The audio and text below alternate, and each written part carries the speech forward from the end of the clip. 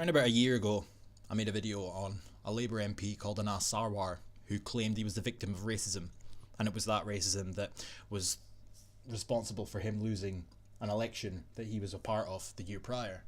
But he used this said racism to unveil some so-called blueprint to combat everyday racism, and in such times he has become the chairman of an anti-Islamophobia cross-party alliance, which basically is just a reworded variation of all these other organisations, etc., that have all the needs and requirements and of the BAME community, or anybody that's not white. To put it bluntly, not that this is entirely a race issue, I'm just saying that that's what he now does, or what he's now part of. And a year on from that, he's still, these claims he made have not actually been proven. So I love how claims that are still, for the time being, baseless, have been used as an excuse or ammunition to be able to put forth things that he clearly had premeditated before he unveiled what he unveiled. That being said, something that has come to light in the last few days is he's now claiming that he's still the victim of racism, etc. And it again coincides with something, with this time of course being the cross-party alliance wanting to put things in place to get more diversity in the teaching force. But instead of just coming right out and saying that that's what they wanted to do, we need to have an Sarwar coming out like he did last year to peddle something that may or may not be true in order to kind of convince anybody that's listening into why it's a good thing. There's something strange about these left-leaning politicians in this day and age that seem to preach the good fight for anybody that's a supposed minority, as if because of that fact they're immediately unequal in society. And it's strange because every single person listening to this video, any single person that watches the news, etc., they were all young once, and it's as if they expect us to have no memories. And what I mean by that is, when I was in school, none of these things that these politicians on the left claim exist now, they didn't really exist when I was in school. They may very well have existed in a time when, let's say, a 50-year-old or a 60-year-old or a 40 or 50, whatever, was in school, but they certainly didn't exist when I was in school. But yet, in the short period of time that has passed on since I left school, now all of a sudden there's rampant LGBT discrimination, there's rampant racism, there's rampant Islamophobia, there's rampant sexism, and all of these claims made by these politicians are then used as justification to pass whatever it is that they want to pass. So a lot of it's fabricated, and a lot of it didn't exist until they made it an issue. You know, they draw attention to things that I can't help but feel aren't as clear-cut. That being said, I've digressed. So, Anas Sarwar, he's back in the news. And before I get into the Daily Record exclusive interview he's had, I love this little piece here from the Daily Record. And it says here that Anas Sarwar, who is Scottish to his core, raised claims of racism within his own Labour Party. The police have had to launch 8 investigations into threats against him, his family and his parliamentary staff. So right there in itself, so that doesn't specify how many of these supposed threats were made against him, how many were against his parliamentary staff, etc. And not to mention, with hate crime laws being as broad and as watered down in terms of definitions, it's not entirely sure just how severe these police investigations or the incidents which are now being investigated truly are. That being said, if he was Scottish to his core, then I really don't understand how he spends his whole time talking about the unjust inequalities of people that happen to be Muslim. If you're Scottish to your core, it shouldn't bother you if there's too many white teachers. If you're Scottish to your core, then you wouldn't spend your career claiming that there's something wrong with society in Scotland and Scottish people's attitudes towards certain things because you're Scottish to your core. It seems to me you're Muslim to your core. You're a Muslim first, Scottish second, and that's commonplace with all of these minority politicians. You know, we have to forget where we come from. We have to fucking accept multiculturalism and embrace diversity, but it's okay for you and people like you to be quite content and proud of your heritage and all the things that come with it. Anyway, so Anas Sarwar fears for family safety after a year of racist death threats have been made to the Labour MP. The Glasgow politician received a barrage of hate after revealing how he was allegedly told by a party colleague that Scotland isn't ready to be led by it yet. You can read that yourself. So it's a year on, and it's still allegedly. Speaking to mark 12 months since launching the campaign against Islamophobia, which coincidentally came out as a result, as I said, of this allegation that he made. Never been proven, but it's not stopped them being... it's not stopped them. Sarwar said the backlash against his fight had left him shaken. He's been forced to carry a personal security alarm and closely monitor the whereabouts to his 3 young sons. I have received threats before, but not on a scale I've received in the last year.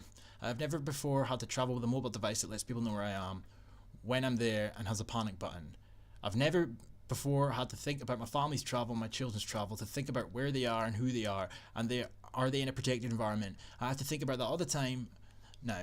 Sarwar 35 said the potential threat to his wife and kids had been the hardest thing to deal with over the last year. But you're doing a good thing, you're fighting a good fight, so it's all worth it. But at the end of the day, right, not that I condone any potential harm that comes to him or his family, but the thing that really irks me about this is I've got this really strong feeling that you've brought some of this on yourself by fabricating supposed racism that you claim exists in society.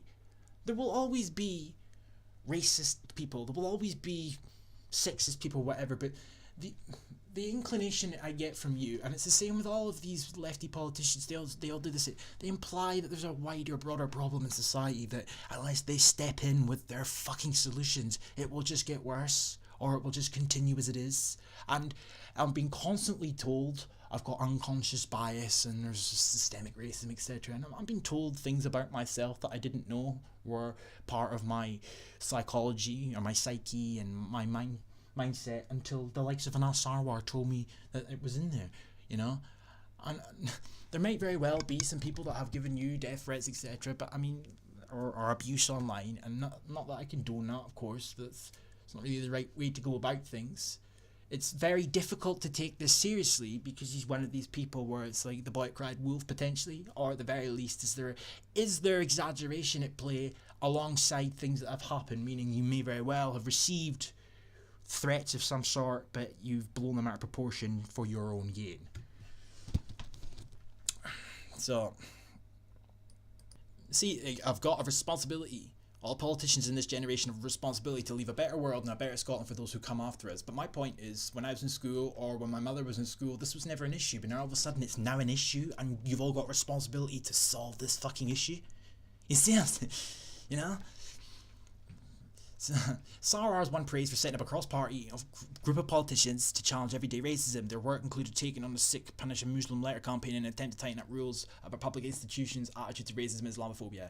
Sarwar also asked the Scottish Government to take action on black, ethnic and Asian minority representation in the public sector workforce, and he called for a review of the legal framework surrounding racism and Islamophobic abuse on social media.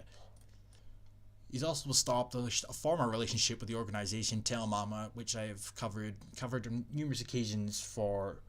Well, I've brought up the same fact on numerous occasions that they lost government funding at one point for fabricating statistics, yet we're now expected to take Tell Mama seriously, and we're now expected to believe that Tell Mama have got the intentions of all... they've got good intentions in mind for all. Now, currently, why were they fabricating statistics before? How can you trust an organisation that have previously fabricated statistics to now produce statistics, etc., that need to be taken seriously now? He said the biggest positive to come from the campaign was the cross-party consensus to take action. Take action based on you claiming things that have never been proven. That's my point here. I think the biggest single success story has been this time last year. The discussion was about whether Islamophobia and racism exist in Scotland. Is it a thing, or is it prejudice and hate, something that happens elsewhere and doesn't happen in Scotland? I think we have firmly established that Islamophobia does exist purely because you've said it existed. These people say these things exist, but my point, as I've said a few times now, they never provide any actual proof of these things occurring, apart from individual cases of individual racism or incidents which involve racism or whatever it may be. That's not an example of rampant Islamophobia. That's not an example of prejudice across society, on the wider range of society, etc. That's just shit that you people come away with in order to justify the things you want to do. As I keep saying. So, and hate is on the rise. What is it with these people, eh? Misogyny's on the rise.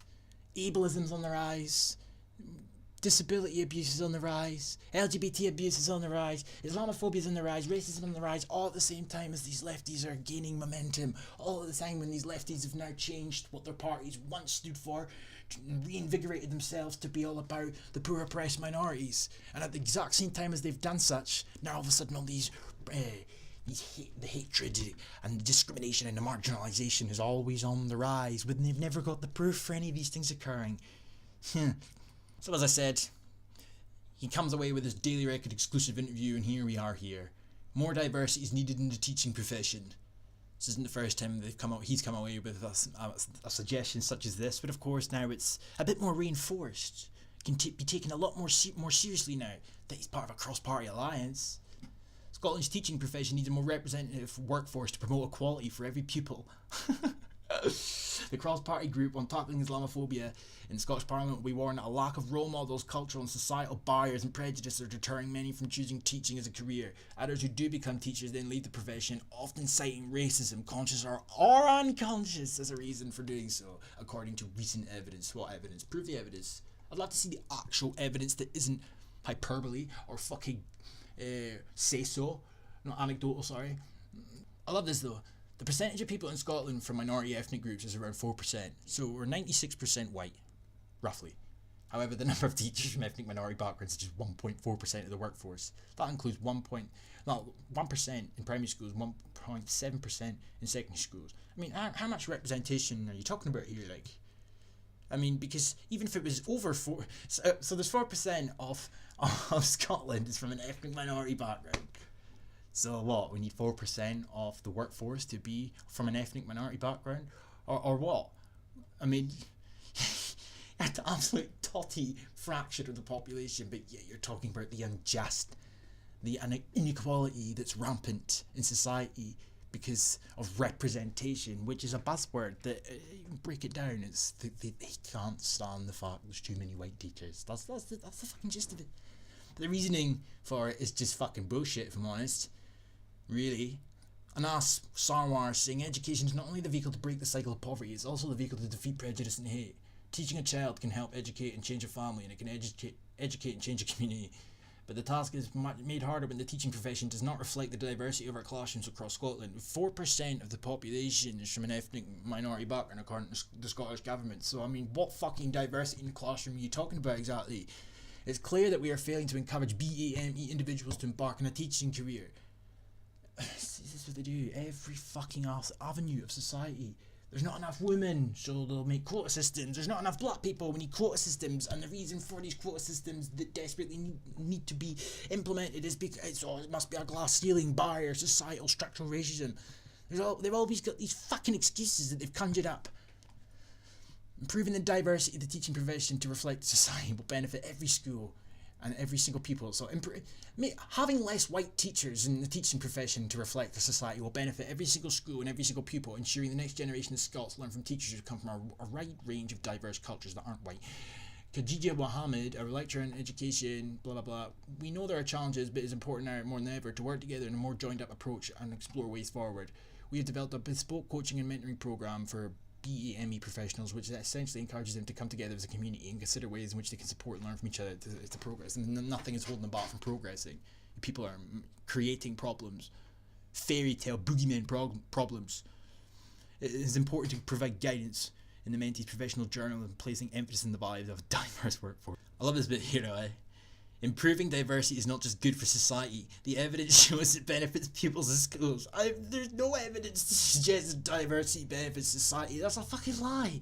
That's an absolute lie. Multicultural, diverse societies are not cohesive. And that's got nothing to do with racial bias or anything of the sort. It's just not.